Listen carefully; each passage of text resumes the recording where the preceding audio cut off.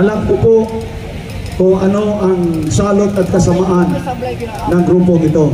Masakit po na ang taong nagbago sa aking buhay ay gayon ay sinisiraan. Sabi nga ni Ka-Eric ay hindi na ito issue lamang ng KOGC, kundi ito ay issue na ng mamamayang Pilipino, sapagkat tayo'y ginahasa ng administrasyon ito. Kaya nandito tayo nagkakaisa at ako'y nanawagan sa lahat, sa iba't ibang sektor ng lipunan.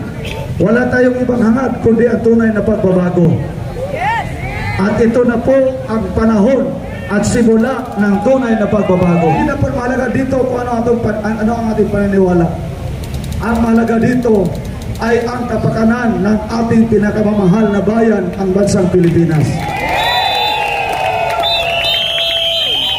Kaya ma-Muslim ka man, ma-Kristiyano, ano man ang reliyon mo, ano man ang sikta mo, ano man ang kalagayan mo sa lipunan, panahon na ito na tayo ay magkaisa. Panahon na ito na pa tayo magbuklod-buklod ng tunay na pagbabago. So ang tunay na pagbabago ay makamtan naman natin kung tayo ay magkakaisa. Isa lang ang nagbuklod sa atin, ay walang iba kundi ang watawat, ang flag ng ating bansang Pilipinas. Kung ikaw ay Pilipino, mayroong malasakit at pagmamahal sa bansang ito, welcome po kayo sa pagtitipon na ito. Sa ating bayan, pareho kaming mga alumni ng League of Filipino Students ng kabataan namin. Siya sa Mindanao, ako sa Visayas, subalit tinalikuran na namin ang organisasyon na kontrolado ng CPP, LPA, NDF. Siya yumakap na sa simbahan at ngayon church leader ng mamamayang Pilipino, Brother Ricky.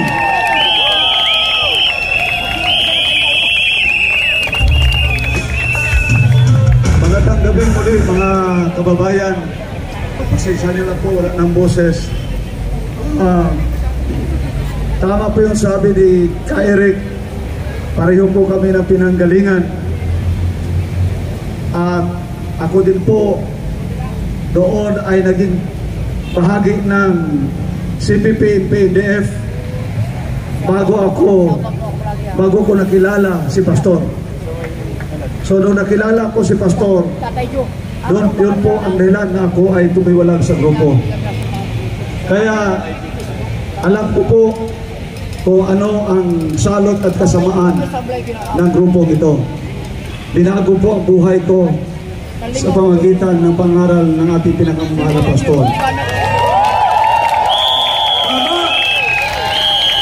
Kaya masakit po na ang taong nagbago sa aking buhay ay gayon ay sinisiraan, inaatake at gusto pang patayin, na kung saan ang taong ito na ibang po din ating pinakamamahal na Pastor ay nanindigan laban sa CCP, PDF. Kaya mga kababayan, sa gabing ito nagkakaisa tayo.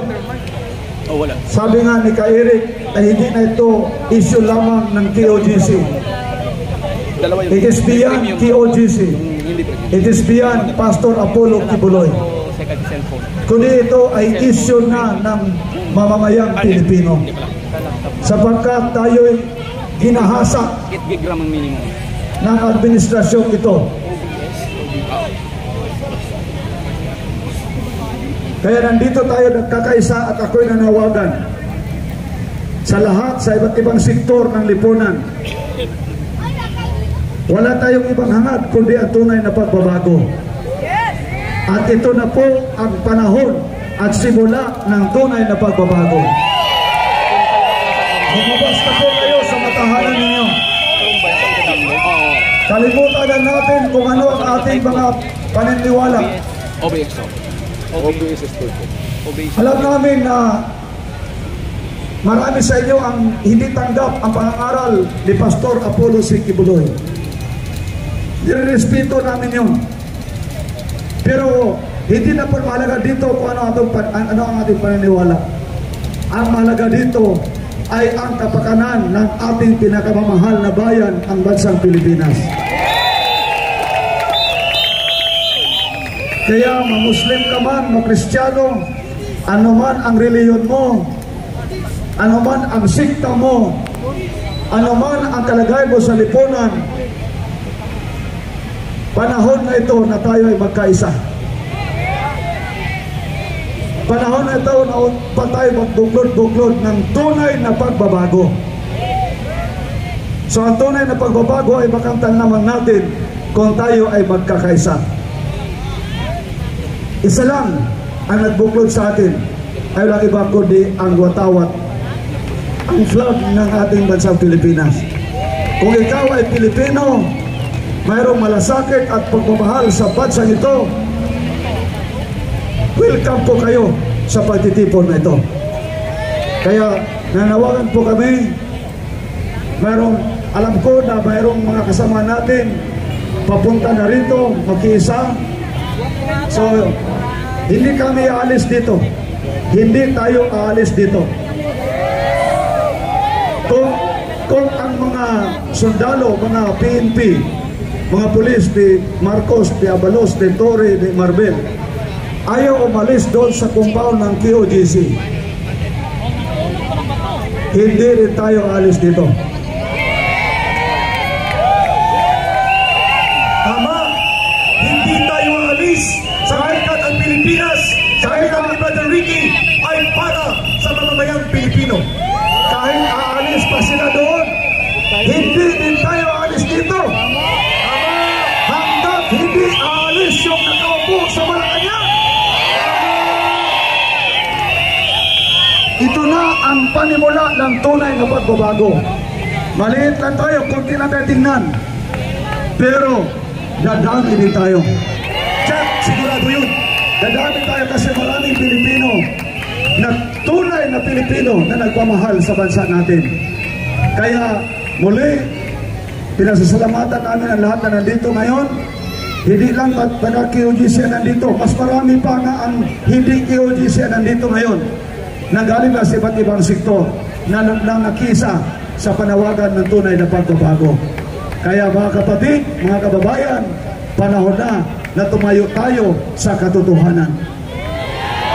Palakpakan natin. Kaya maraming salamat po at magandang gabi sa lahat. Maraming salamat, Brother Ricky, ang isa sa mga church leaders na ngayon ay nananawagan beyond sa Kingdom of Jesus Christ. Ang sabi niya, hindi po ito usapin ng relihiyon, hindi po ito usapin ng doktrina, hindi po ito debate kung sinong magaling at mas makakadala sa kalangitan at sa kaligtasan ng kaluluwa. Ito po ay usapin ng kaligtasan ng buong sambayan ng Pilipino, sapagkat dinulugmok ni Marcos Jr.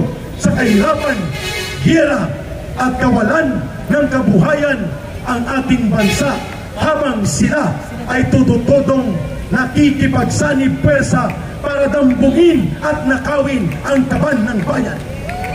Thank you so much, Brother Ricky, for that very clear note of solidarity. Naniniwala man tayo kay pastor o hindi, naniniwala man tayo o hindi sa Kingdom of Jesus Christ, respetuhin natin sila dahil nirespeto din nila ang iba pang paniniwala. Ang mahalaga, pareho tayong mga Pilipino